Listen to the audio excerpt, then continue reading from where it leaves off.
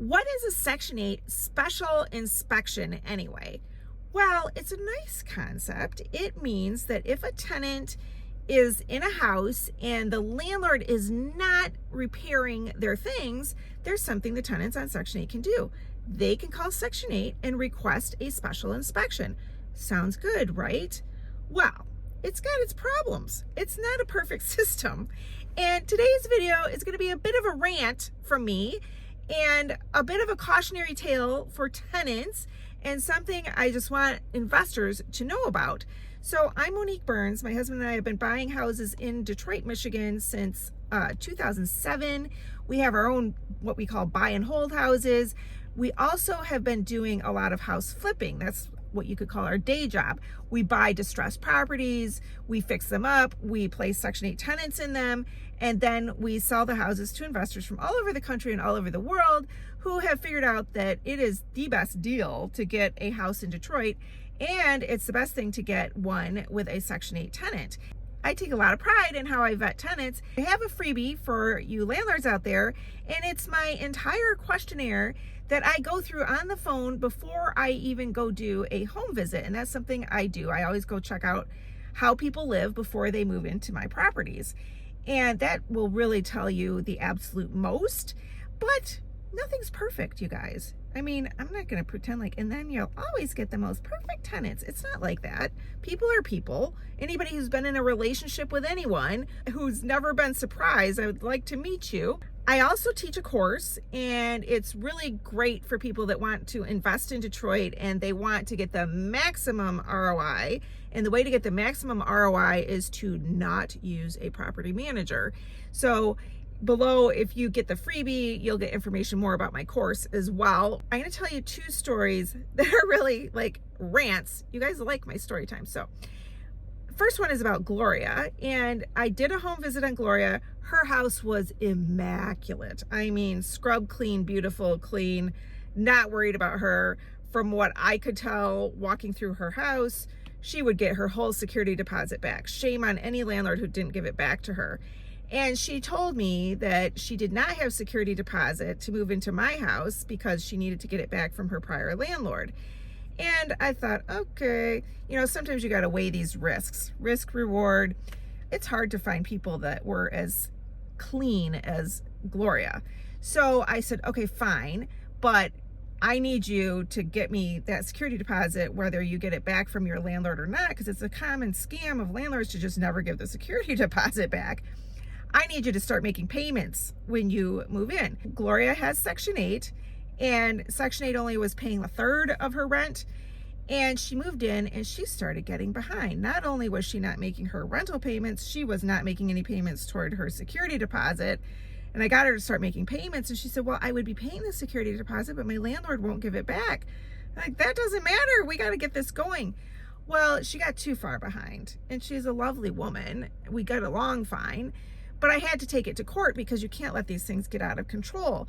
Well, this court case has dragged on because as soon as you go to court, it gets dismissed so that the tenant can go get their free lawyer, and the free lawyer's out for blood. And well, I'm not a bad property manager. I'm doing totally right by Gloria. She's in a really cool house. What could they possibly come up with? Well, Gloria's now through the court process, but all of a sudden I get in the mail a special inspection report. And on this report are complaints that we've never heard before in our lives. And so my message to tenants is, if you really want to destroy the relationship you have with your landlord, call for a special inspection. Instead of calling the landlord who does repairs, just call for a special inspection. Then you'll ruin that relationship. And you know what? You might need that relationship the next time you can't pay your rent on time and you would like to have your late fee waived. I don't know that your property manager or your landlord's going to be so keen to waive it. Well, I'm not a vengeful person, and I think Gloria's a nice person, and I'm deciding that maybe I am going to kind of ignore this a little bit because I'm guessing the free lawyer planted that seed because it just doesn't seem like Gloria at all. That's my story number one. My story number two, way, way worse. If you're enjoying this video, it's very appreciated if you give it a like, subscribe, share, comment. It really helps. Thanks. So I placed a tenant felt extremely good about her. I'm like, she is my perfect avatar of a tenant. I was so happy to place her in this house. She was ecstatic moving in. This is the nicest house she's ever been in. And she's such a sweetheart. And Section 8 paying 100% of her rent, which is $1,300 a month in Detroit. Pretty good, right? Drama free, until one day I get in the mail a special inspection report. And it had a 24-hour notice that there was this plumbing problem and that the basement was flooded and it's this sewage issue. And I was horrified. And my husband had to stop everything he was doing, get the whole crew to get over there and figure out what exploded or what happened. How could this possibly be? The plumber gets there. The basement's not flooded. It was just an area right around the drain. This isn't so uncommon when tenants flush too much toilet paper or something. And so he handles it. But I decided I better call the tenant, because did we miss it when she called us about this?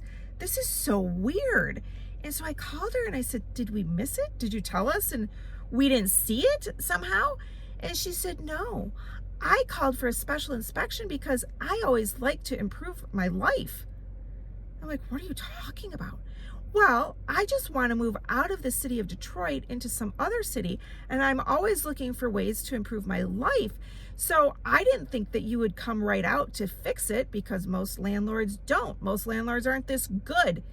And she said, well, I thought you wouldn't come out and fix it, and then the house would go in abatement, meaning that Section 8 would fail it because we couldn't get there within 24 hours, and then Section 8 would stop paying us. And if that happened, then the tenant would get her move packet to move somewhere else. And she said, I decided I want to live in Sterling Heights now. And I said, that's really like hurtful. I said, that just is, we're not slumlords. I can't believe you did that. And she said, well, I just want my life better. Well, it didn't stop there. The next 2 weekends, she came up with more fake repairs. There's really nothing wrong with the house. One of them was her refrigerator causing sparks. It wasn't anything to do with the electricity. And of course, these repairs are on the weekends. And we just had Easter weekend, and I thought, okay, wait for it. Here comes the call. But she didn't call on Easter weekend, and she didn't call the weekend before. So my question to all of you is, what would you do with this person? I'll tell you what I have done is I have written to Section 8 for the other repairs since that special inspection. I told them about the special inspection and what she told to me. And I also told her Section 8 office about these other repairs that didn't seem legit to me. They are less than responsive, not very helpful. I don't know what they're going to do with this information. And I talked to this is not my own house. You should really manage your own houses so you can make your own decisions. So I'm kind of like, what do I do? So I did reach out to the owner and asked him, what do you think? And he's like, well, let's just see what happens here, because, you know, he's like, well, I don't want to pay for every weekend call repair, even though our rates are fair. I'm not open, by the way, I'm not open to be a property manager for anyone. I would like to do a whole lot less. I highly, highly believe in managing your own property. So what would you do? What would you do about this woman? What do you think? What do you think about that? What do you think about these special inspections? I did ask Section 8, do I not get any right to know that they called for a special inspection before they called the inspector so I can make sure that I've done everything? And they said, no, we just send the inspector. Like, that's where your tax dollars are going, folks. But anyway, those are my rants. That's what a special inspection is. It's not supposed to be what just happened to me twice. I cannot believe this.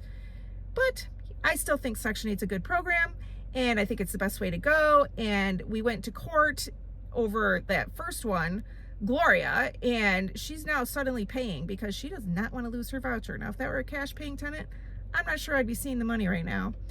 Thank you so much for watching.